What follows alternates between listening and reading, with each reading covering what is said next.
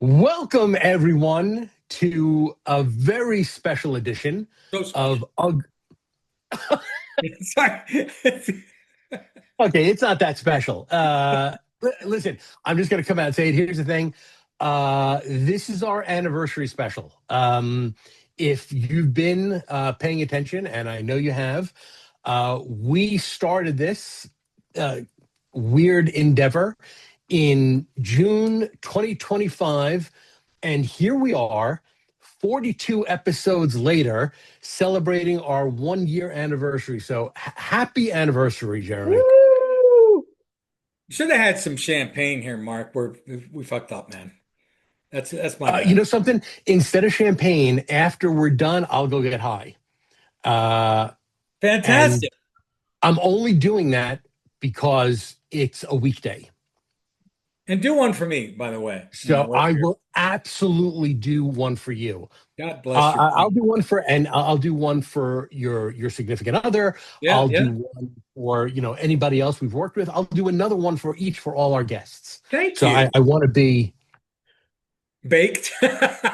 Baked. That's fair. But anyway, welcome to Ugly, Irresponsible, and Childish, where two industry vets talk about the unrelenting pursuit of creativity and the people, work, and culture that either suffocates or celebrates it. And here we are, man. Happy anniversary, seriously. Happy anniversary, brother. I couldn't think of anybody. This has already lasted almost longer than my marriage, so this is extra special. Extra special to me, and cost me half as much.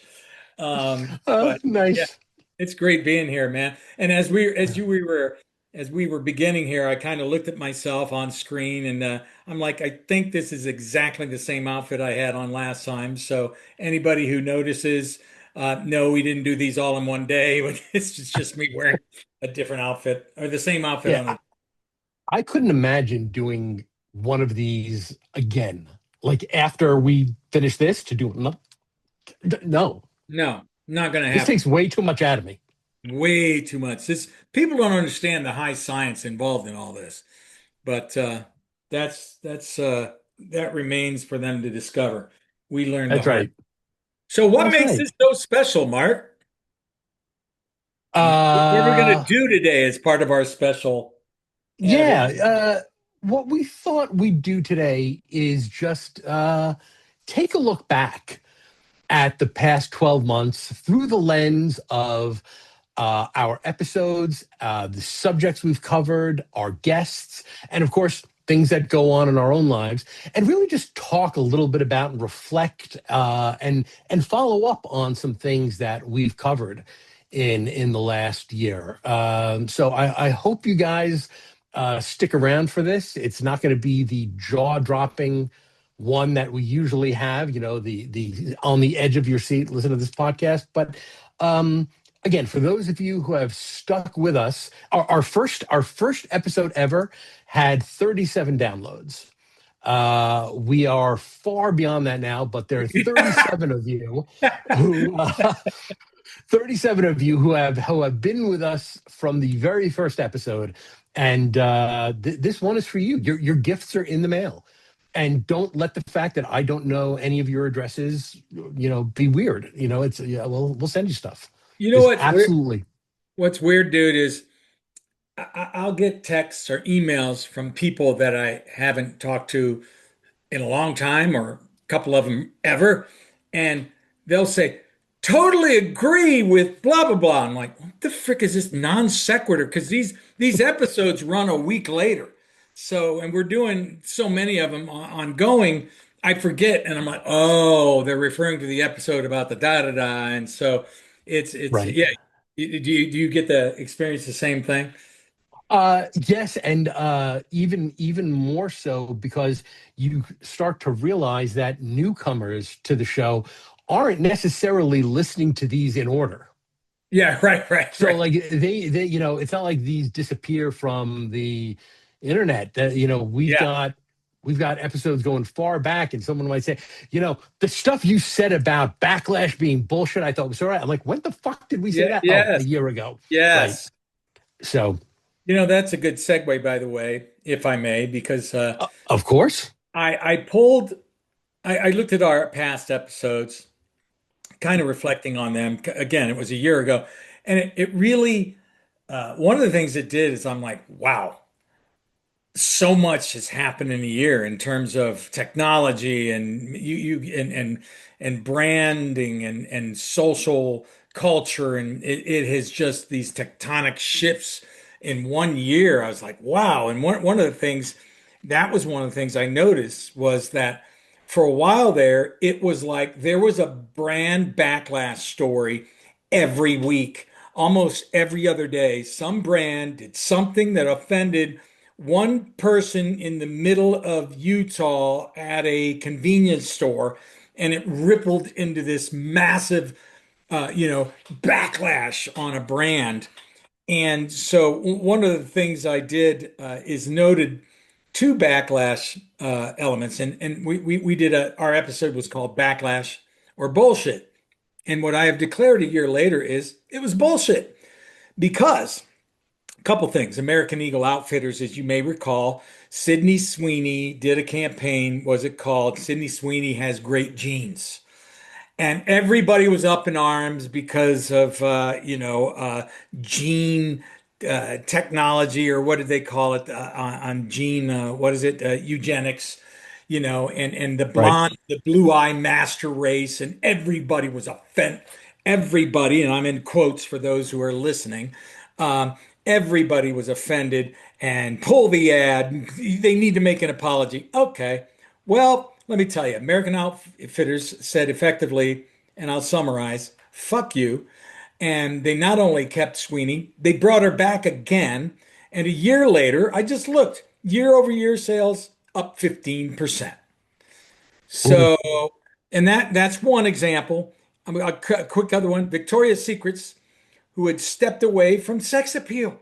Suddenly during hashtag Me Too, post hashtag Me Too, you couldn't be sexy because you couldn't look at women that way. You couldn't have women be Yeah. uh The objectification of the, women the certainly took a right turn. it Uh, yeah, go ahead, bro. Go ahead. You no, I were was going to say, like, in a lot of ways, that I think is a really positive thing. And, being, the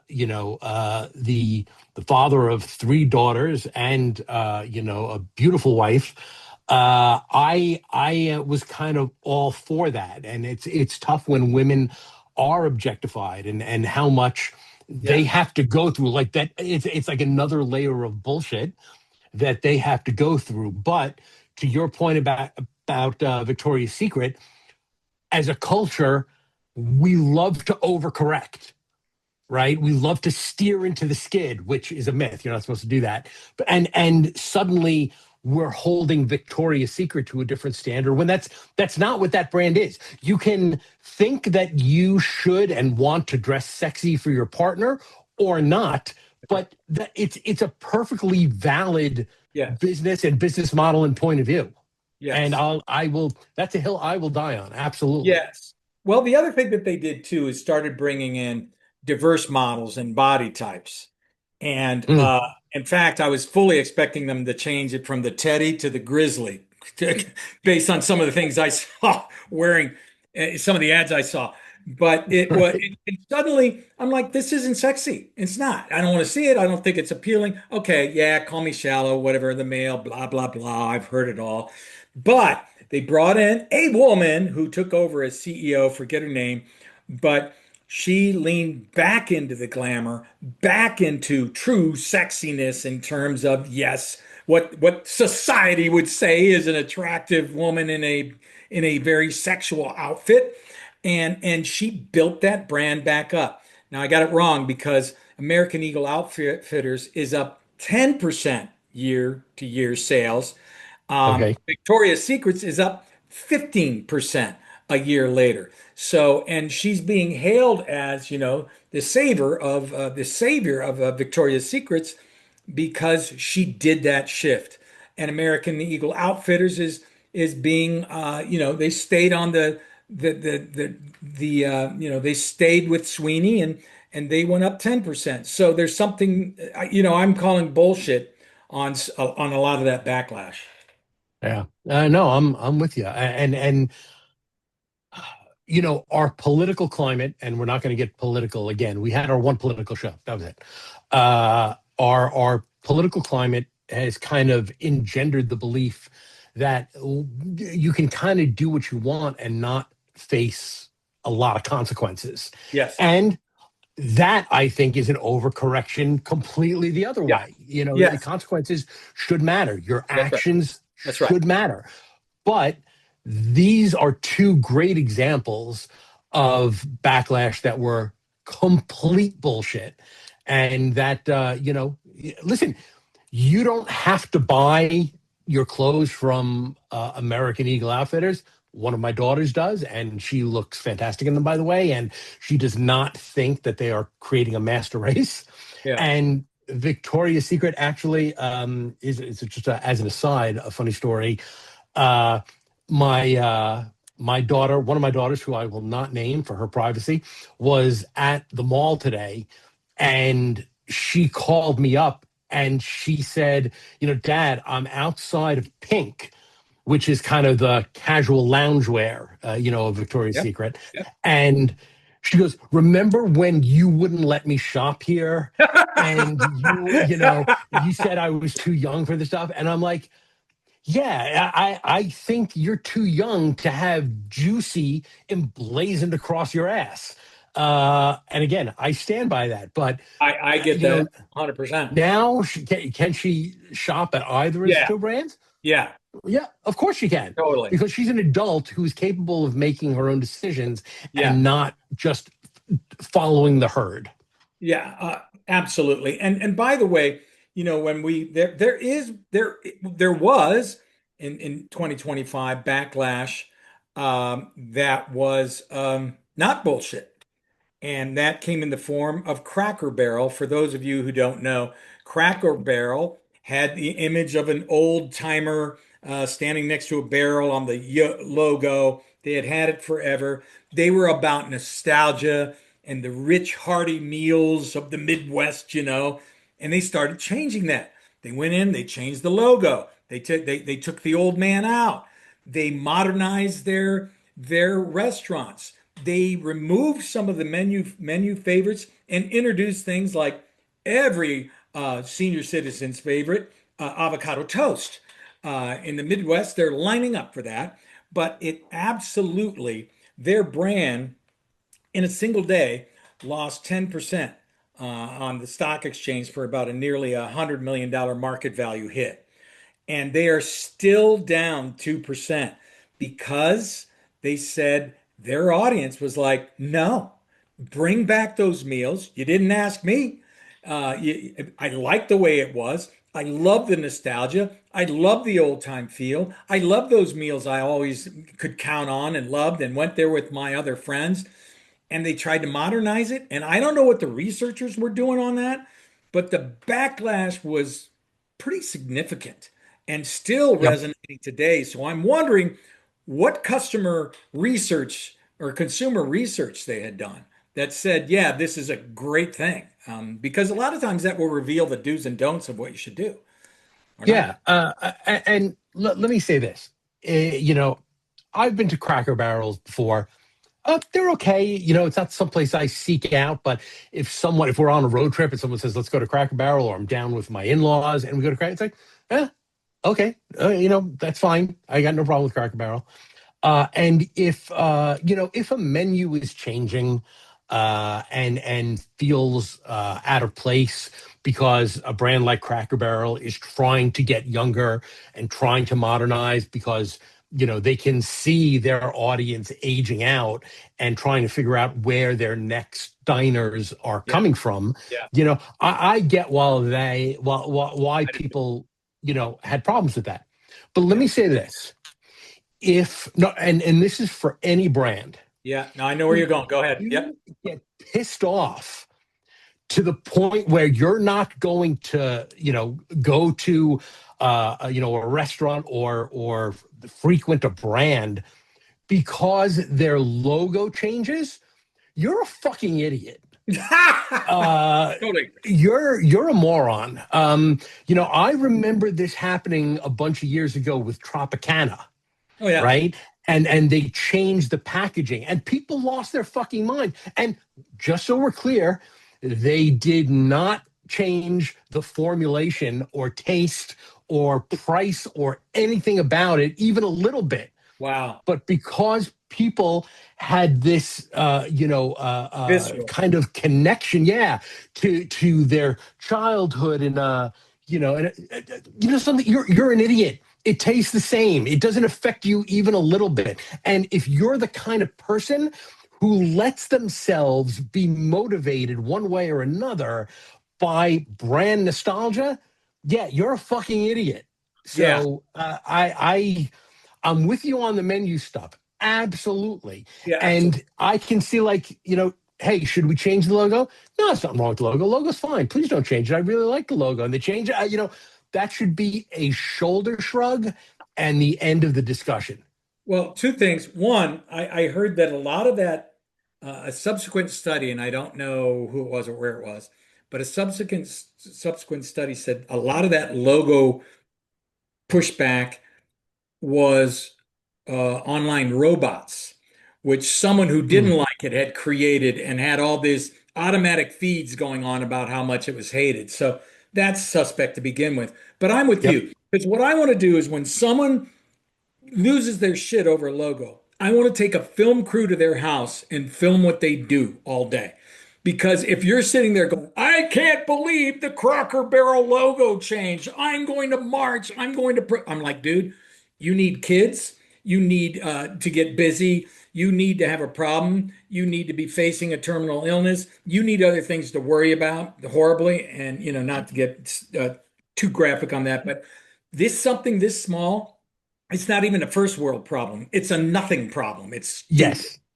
Yes, it's a distraction that shouldn't even be a distraction. And I'm going to bring them up again at the risk of alienating the rest of our audience.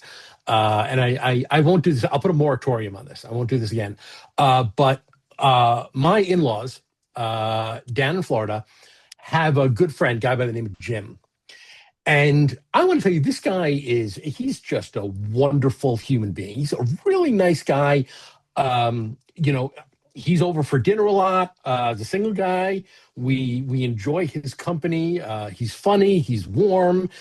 He's kind and considerate. He is a massive Ford brand enthusiast. Uh-huh. So much so, I think I think he might have a dozen classic Ford cars. Like he's that guy. He's a collector, right? I know if Ford changed their logo, if they went away from that oval, or even like tweaked the logo a little bit or tweaked the color a little bit, I'm sure Jim's reaction would be something along the lines of, "Oh, you guys are fucking assholes. You shouldn't have changed anything." He's not going to go sell his car collection. No. He's not going to go now all of a sudden drive Chevys down the street. This is a guy who loves the brand, but more than that, loves what the brand represents, and that should be what people care about. That's of course, dude. I must tell you a related story. So I'm at Cracker Barrel during this fallout. I just happened to be back in Ohio While this is happening, you're while there. it's happening. I mean, Wow. not Okay. working for them, but No. I go back to Ohio to visit family, and I go out with my brother, and he gets to pick the place. Now this is a Vietnam vet, 6 foot, 250 pounds, rugged life, factory worker. Blue, I mean, you look up blue collar, and he's this is the dude. This is the dude. Sure. The big hands, the work hands. So he picks Cracker Barrel. I show up, don't think anything about it. We sit down. He looks across at me, he goes, you see what they did to the logo? I'm like, what? When did you start caring about logos? He goes, what the fuck? He goes, this guy, I'm pissed off. And I'm like, what? I could not believe it. We ate there. And he goes, also, and then this to your point, he goes, they also took off blah, blah, blah, blah, blah. What I always used to get on this menu, no longer here. No longer. Who decided to take that off? That I can appreciate. But the Yep. logo, he was just like, it was like someone had stole his puppy.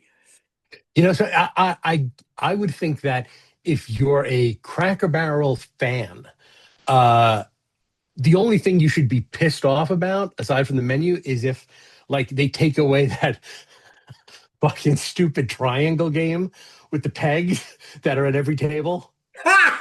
Oh yeah, like if they take that away, like I can say, like, what the hell? That was our like distraction. Nobody's, that was our screen-free entertainment for the kids.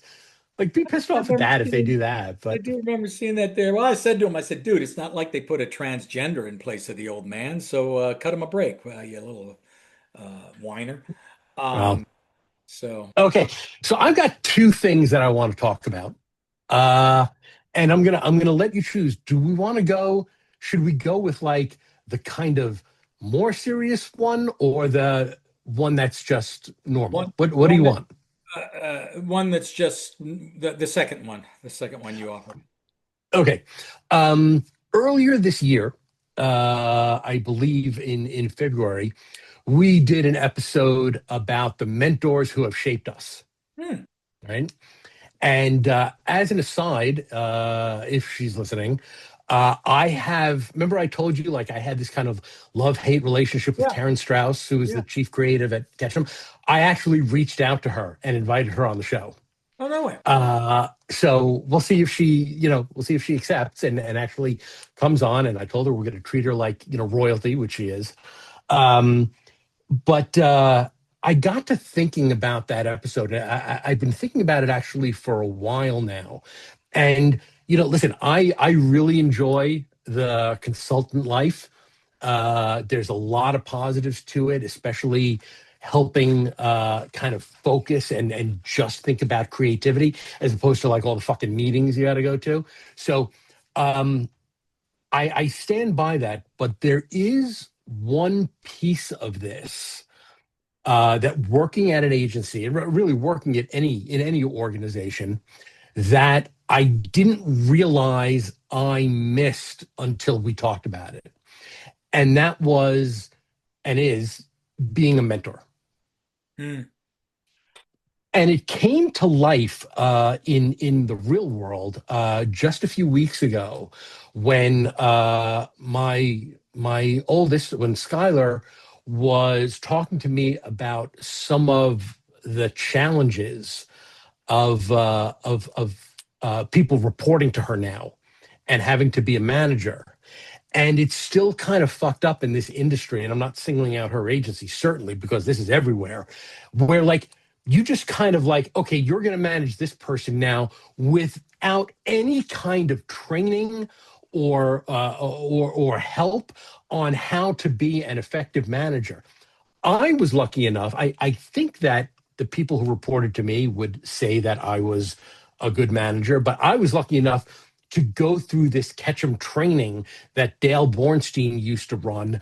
And I said, Skylar, I'll take you through the trainings that, I went through, including this great section called that it was Pure Dale, if you know Dale. It takes time to assign, and this whole thing about how you need, and again, I kind of realized that I don't have someone to mentor.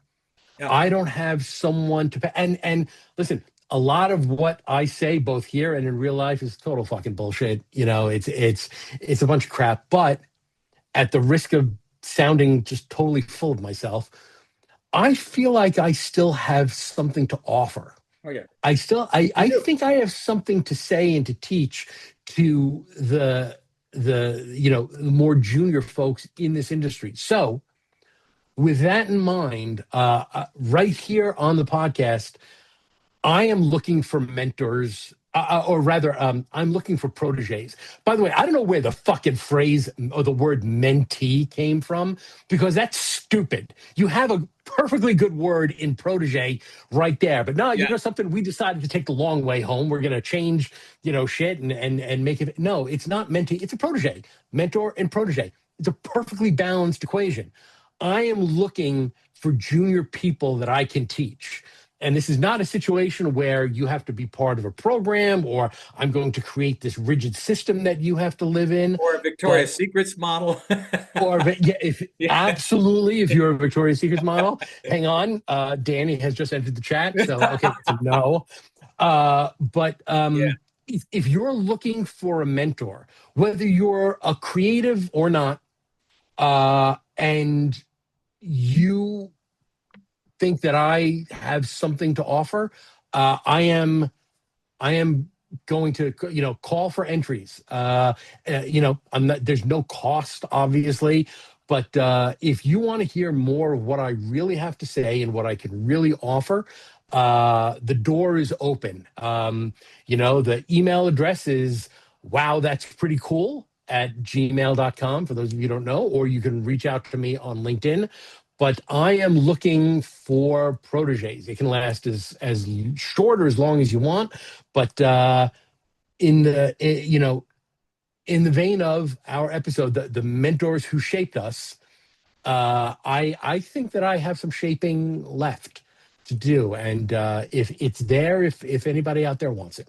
So I have a couple things to say about that. First of all, and I know we're often very glib and irreverent on this show, and we risk our careers so you don't have to, sort of thing. But I will tell you, and I've told Mark this repeatedly off the air, and in our daily interactions, that I cannot master his form of thought production in terms of dot connecting and seeing a situation, whether it's a brand problem, a creative conflict problem, a personnel problem, and the way he dissects it, and then analyzes it for solutions is not only quick, it's often profound. So, and that is something that I That's look that's to him. very kind of you. That's Yeah, that's very kind of but you. and it's not, I appreciate that. and it's true, and I look to him for that in my own life. So,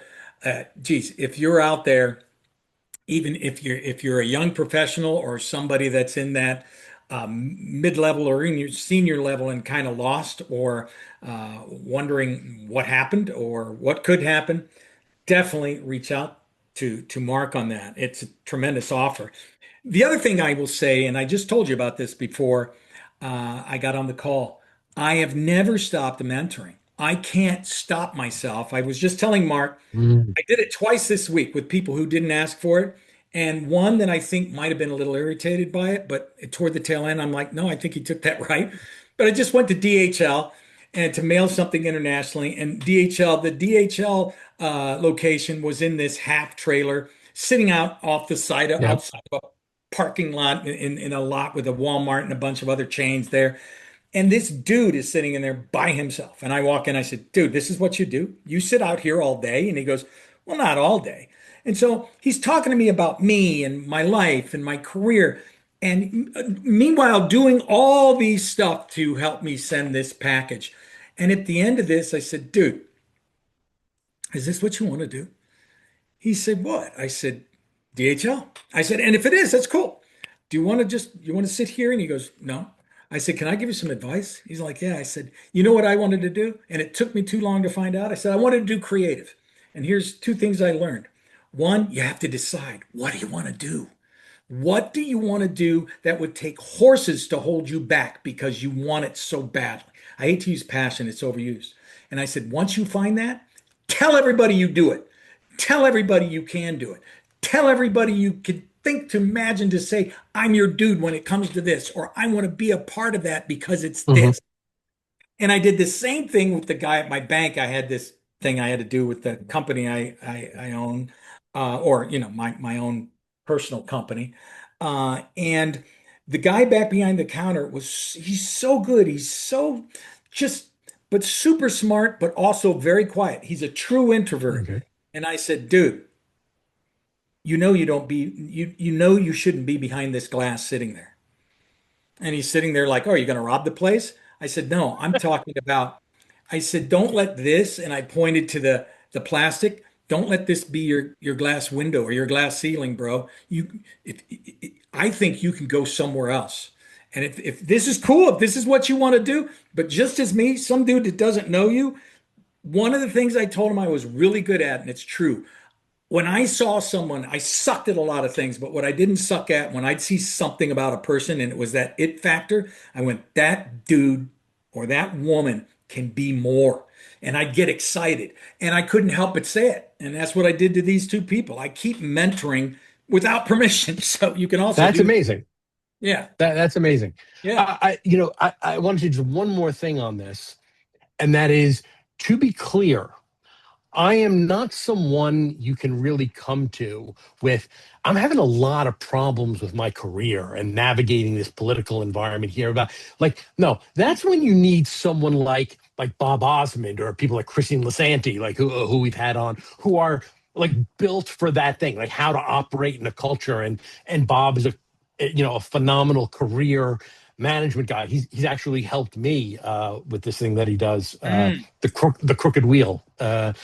Shout out to Bob. But if you want a little help getting maybe better at creativity, you want a little help being better at managing and leading, I'm here to help. I would add one more in there, and that's storytelling. I think you're awesome at that, which is, Oh, you know, thank you. able to shape, how to shape compelling presentations. So, because, as we know, the idea is a lot of times the easy part. The tough part is convincing the people to buy it. And you were, and I still go back to that time at Walmart when you went out there, and I get up and I did my frantic, tell you what I'm going to do. That's right. Step right up. There's only three, count them three. Which one? I did my, use card routine full of energy. And Mark gets up and goes, okay, the beautiful thing about this idea, I'm like, fucker, how dare you embarrass me like that? It was so controlled and so smooth. And I don't know if you remember it, but I I hated you. remember it. I hated you for a Uh, moment. well, That, thank you. I appreciate that. That's the hatred part because, I really used to struggle with my first mentor, my first creative mentor in this business. I don't know if you know him. oh, Yeah, it was Mark, fucking Mark you. O'Brien. Oh, No, me? you. Oh, oh, really? I didn't know You, because, and I'm not just saying this to repay the compliment. Your energy level is something that I've had to fake for decades. Like, that. in front of colleagues, in front Yeah, of clients, yeah. in front of audiences. It's always been something that I aspire to. So your kind words coming from you, it means so much. So thank you, Jeremy. Thank you. Well, it's a mutual love fest, man. I'm going to go out and buy a Victoria's Secrets outfit and show up next time for you on that. I know I'm stuck on that. Um, so, can I jump to the next one? Yeah, absolutely. And by the way, that's awesome. You've made me really want to think about mentorship too. And dude, you were going to write a book at one time. Did you ever do that? Was that about creativity or mentorship or? I wrote a book called the book we wish we had, and somebody Yeah, fucking fucker. stole the manuscript and put their name on Yeah. it. So um uh we'll put the link in the comments. Um I think about it and think about it, and I'm still on the fence about it. Um I'm still not sure. I'm still not sure. You know what my biggest problem with with thinking about the book and the content that I've kind of collected for the book is that, this is, I'm not trying to be jokey about this. I have lost the thread on which pieces are my original thinking and which pieces I've adopted from the really smart people that I've worked for and the things that I've read. And it just because when I hear something brilliant from you, uh, I try to capture it, internalize it, and then make it my own. Not because what you're doing is wrong, because like, okay, I'm not trying to play Jeremy in this moment. I'm trying to be the best version of me. And here's how that best version would articulate this line of Yeah. logic or Yeah. or, or this thing. Yep. So it has a lot, honestly, to do with who I would give credit to and where. as Yeah. opposed to just like, I couldn't write this book without the following people and just list 100 names Yeah. and not credit them at all in the book. Yeah. So that's kind of the biggest problem for me. Well, it's and this you probably heard the saying, and it was attributed to Steve Jobs, but Steve Jobs took it from Picasso. Picasso probably took it from somebody else, but it was good artists copy, great artists steal. And what Mhm. he's saying there is copying is anybody can do that. Just, trace over the top of whatever somebody's already drawn. But the great artists turned this into cubism, and saying, oh, we're doing that. You can do this. You can break the laws of art. Yeah, then I'm going to take it this way and create his own thing, which, by the way, he got from African art. Interestingly enough, is where Picasso stole that and made it his own. So because African art was is often has deformed figures in very accentuating the breasts and the buttocks and things like that. Right. Like that's cool. I'm gonna really overexpress everything, which is kind of cool. But uh, that is I think the going back is a great thing to do in general, what we're doing here, because you identify things, you're like, that's good, and I forgot about that. And I will say, just from my own book, and I'm not posturing here, is that I let all that go. On occasion, I would call out and I'd say, this is this person saying. I even called out somebody I don't necessarily like because it was theirs, and I'm like, I got to tell them it was theirs. But the rest, man, it's creative license, and it's mine because I made it mine and I recrafted it, and I stopped worrying about that. Mm. So, Okay. Thank you so for that counsel. That's yeah, that's yeah. that's interesting. Okay. Um, where are we on time, brother? Have we got time for one more, or do you want to? I got one more that I want to do. I want you to do at least one Yeah, more. just a Yeah. very super quick one is the Taco Bell episode, and that we did with the uh, Rob Page, who's the senior director of global communications, or was at Taco Bell. And just Yeah. briefly, super briefly, the reason I liked it is his honesty, and it Mm.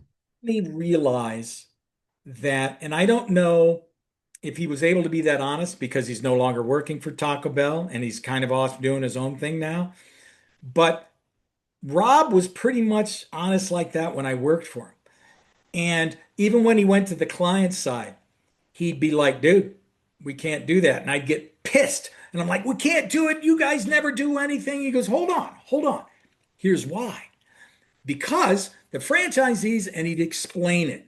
And I appreciated his honesty, but he really turbocharged that honesty when he did this podcast, and he explained the shortcomings of clients when it came to ideation and how they often got in the way and how it wasn't always the agency's fault, which is what everybody tries to say it is. The client wants to think it's the agency's fault.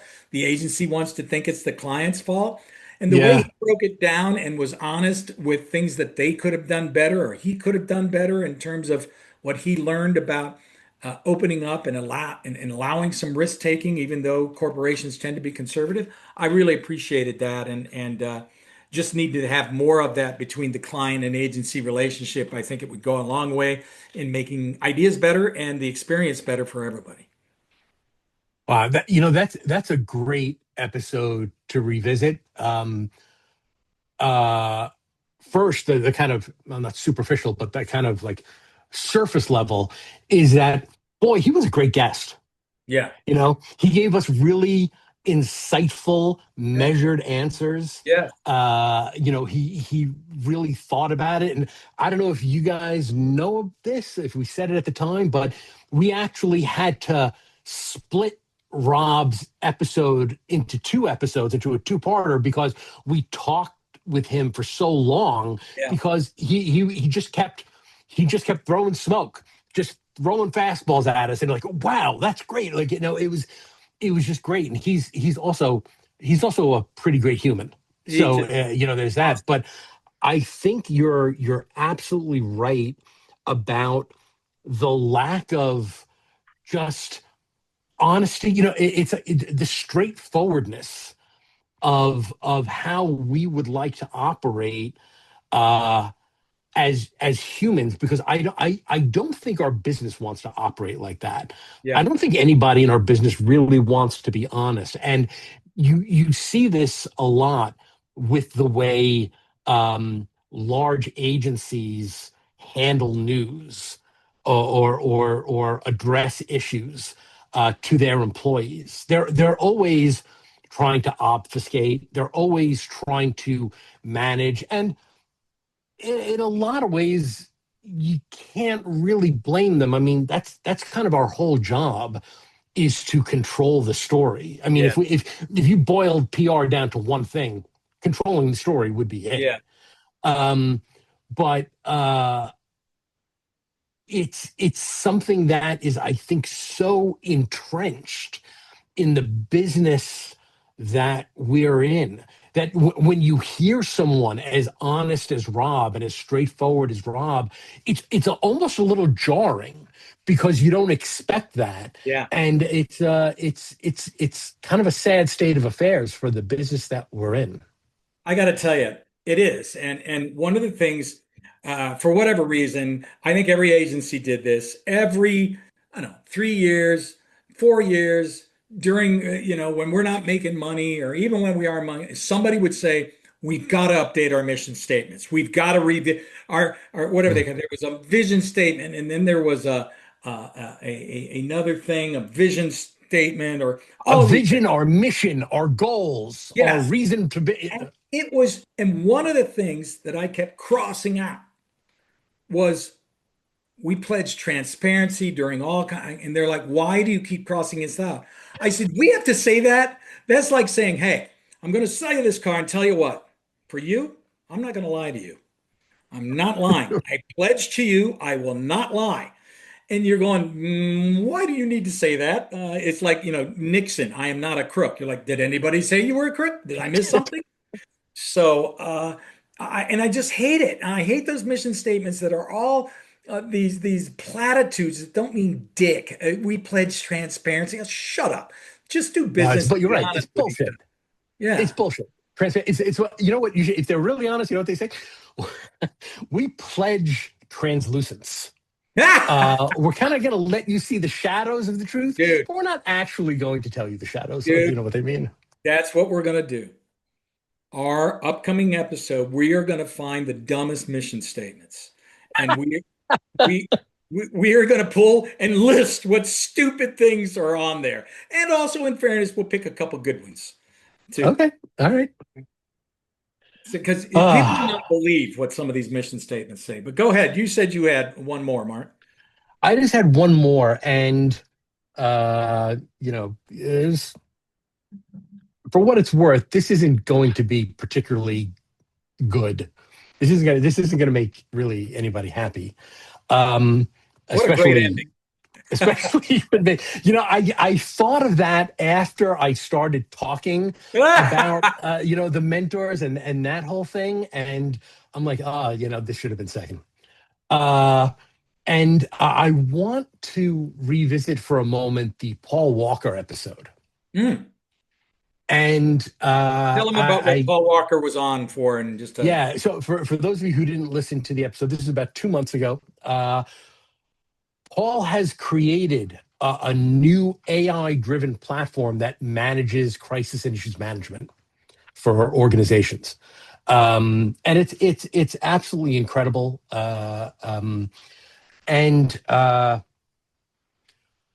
fact that AI can do something like that is pretty remarkable. And it got me to thinking a lot about the work that we do. And one of the things that you and I and creatives everywhere have been saying since since the advent of Chat GPT is that AI can't do what we do.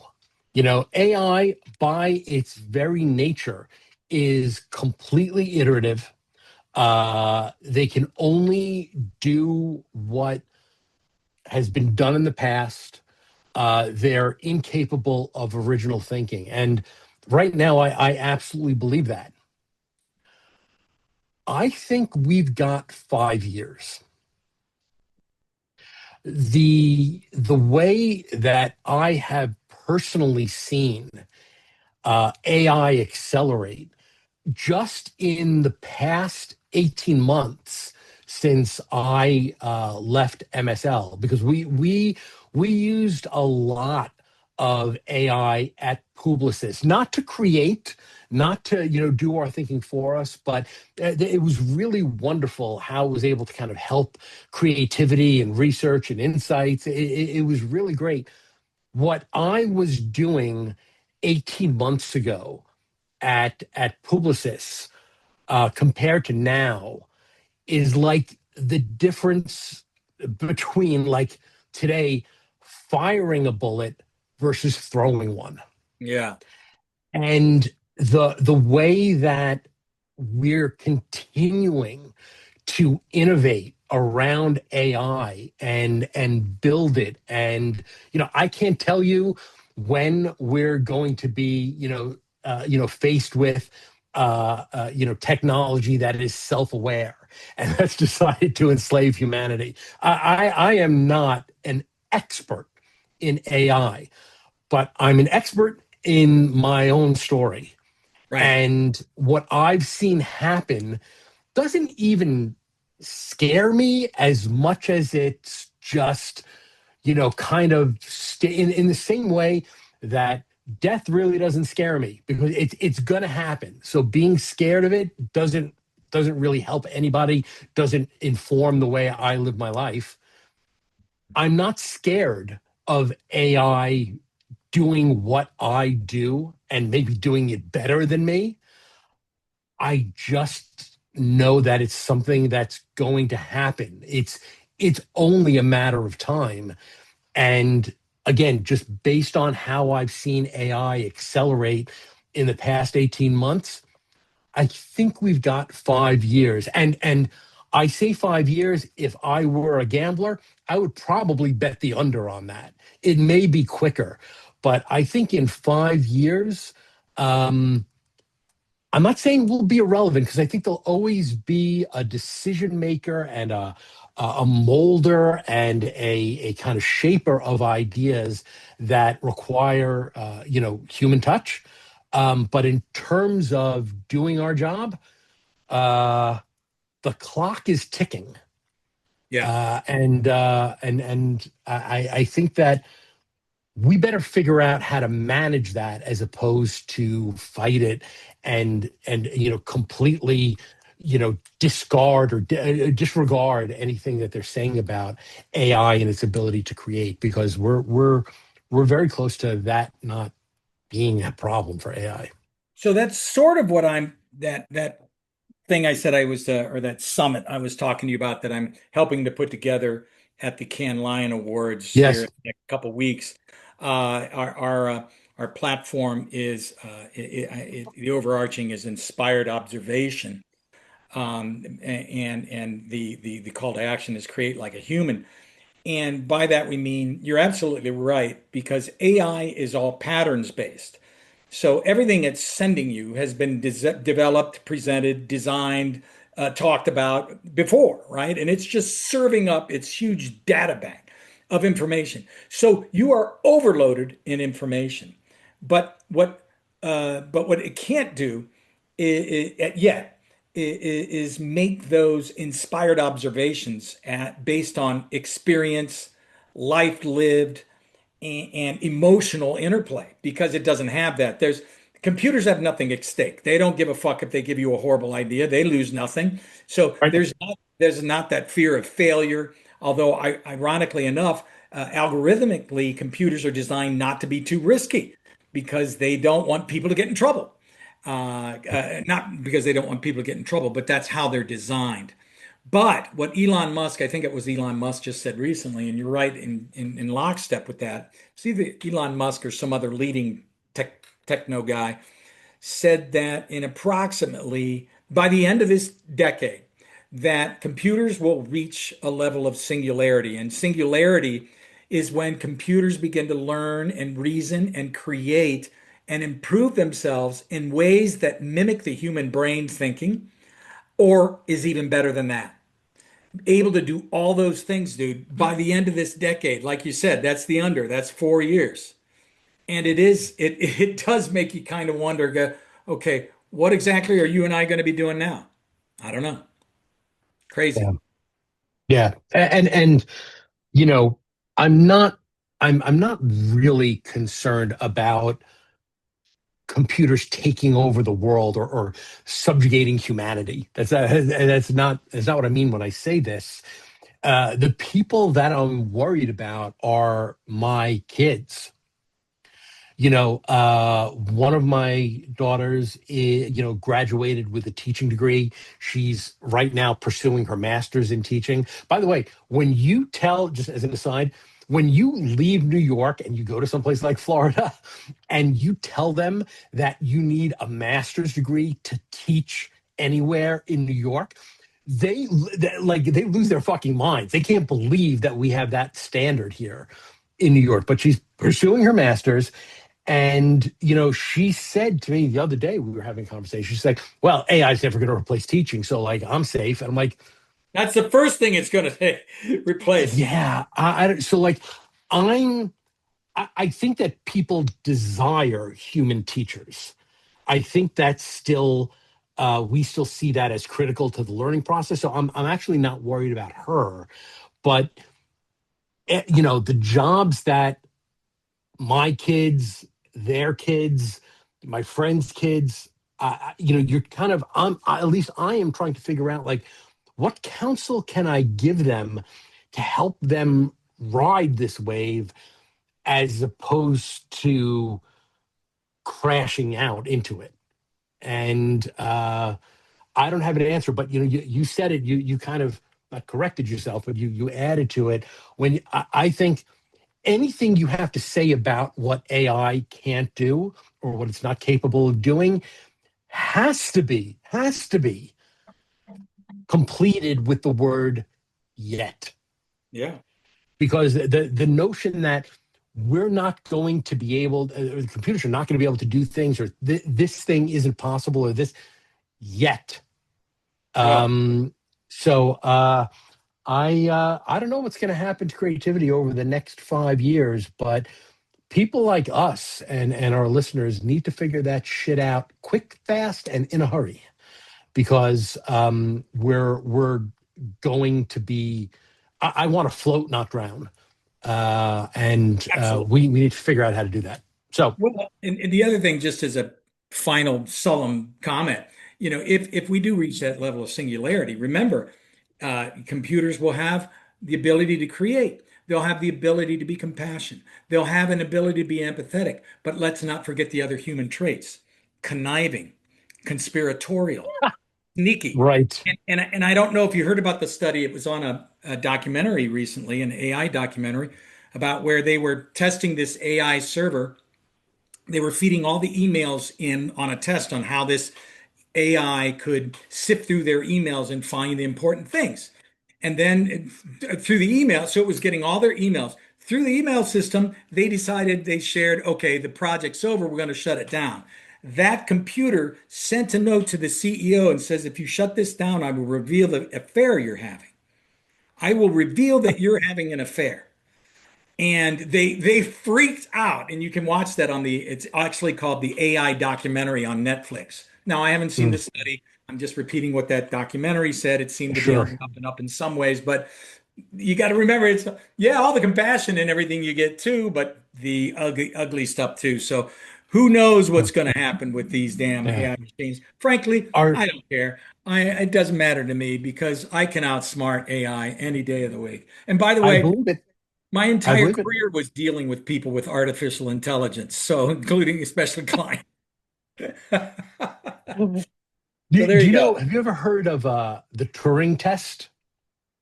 I've heard of it and I don't know specifically what it So, is. so basically, the Turing test is a largely hypothetical uh, test that you could give. I mean, you can give a version of it now, but like it's a test that is supposed to be able to tell whether the person you're talking to is a human or a computer, right? And Cool. I was reading this thing where one person said, the scariest moment is going to come when a computer can pass the Turing test. Yes. You don't know if they're human. And the person he was talking to said, no, The scariest moment is going to come when a computer can pass the Turing test, but decides to fail on purpose. Oh, that's creepy, dude. Whoa. Oh, that's beautiful. There you go. You just have that's your pitch to Hollywood. Imagine the current test, and here it is, and that's a great movie, bro. Shit. Freaky. It's like, Well, hello, Mark. How are you today? right, right. Open the pod bay doors, Yeah. Hal. Open the Ah, podcast. Uh, well, thank I you would for love to that. do a thing where this is where we reveal that we're AI. Yeah. How awesome. Well, I say all the more reason what we say doesn't matter, Mark. So it's always good to be on these podcasts with you because we're all going to be operated by robots in 4 years. Yeah. All Uh, right. I think that's it. So for sad, depressing, and awful, I'm Mark Levy. I'm Jeremy Uh, Baca, and all joking aside, seriously, Jeremy, happy anniversary. 45, 46 episodes in. I'm looking forward to the next 46. This is going to be great. dude, I love doing this. I do too. And you and I had a great conversation just a couple of days ago where we're going to take this podcast next, and that is going to be some really cool shit. So excited to do that with you, brother, for the next year. We'll be here again a year later saying, did it work or didn't it? We'll find out. Yeah. Thank you, brother. Well, for thank you for ugly, irresponsible, and childish. I'm Mark Levy, I'm Jeremy Baca. Thanks, and we everybody. will see you next week. See you later, everyone.